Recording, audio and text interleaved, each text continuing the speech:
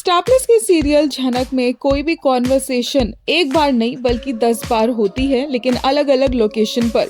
ऐसी ही same conversation Anirudh और झनक की हॉस्पिटल में हुई थी, जहां पर झनक अनिरुद्ध को याद दिलवाती है कि अब उसका बच्चा होने वाला है और उसे अपने बच्चे और बीवी यानी अर्शी पर फोकस करना चाहिए। ऐसी ही सेम कॉन्वर्सेशन घर पर भी होगी। झनक तो पहले ही घर आ गई थी और घर वालों ने उसे काफी कुछ सुनाया भी। हालांकि यहाँ पर मीनू झनक का साथ देती नजर आई, लेकिन कुछ देर बाद अनिरुद्ध भी घर पर आता है रेस्ट करने के लिए। और अनिरुद्ध और झनक की भी एक बार फिर से ऐसी ही एक कॉन्वर्सेशन होती है, जहाँ पर झनक अनिरुद्ध से बोलती है कि वो रेस्ट कर ले घर पर और वो अर्शी के पास चली जाएगी उसका ध्यान रखने के लिए हॉस्पिटल। अनिरुद्ध बोलता है कि जरूरत नहीं है, लेकिन झनक बोलती है कि किसी फैमिली मेंबर का वहाँ होना तो जरूरी है ना, चाहे अर्शी उसे अपनी फैमिली माने ना माने, लेकिन अर्शी उसकी बहन है और इसीलिए वो वहाँ जाना चाहती है। अनिरुद्ध और झनक एक भी कॉन्वर्सेशन कर रहे हो तो कोई तीसरा उन्हें देखे और उन्हें ताने ना मारे, ऐसा नहीं हो सकता है। और बिपाशा की एंट्री भी यहाँ पर हो जाती है, जो बोलती है कि झनक को तो बहाना चाहिए अपने सरजी से बातें करने का। बिपाशा बोलती है कि वो बहुत अच्छे से जानती है कि वो यहाँ पर क्या कर रही है और झनक बोलती है ठीक है सरजी मैं जाती हूँ।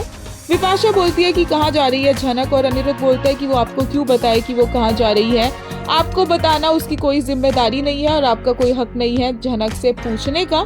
झनक वहीं खड़ी रहती है और अर्शी के बारे में बिपाशा पूछती है और झूठा नाटक करती है कि लाल आने वाला था पर वो बिजी हो गया।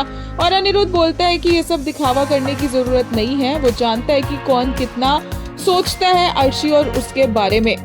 अनिरुद्ध बोलता है कि झनक अर्शी की बहन है और इसीलिए झनक हॉस्पिटल जाएगी।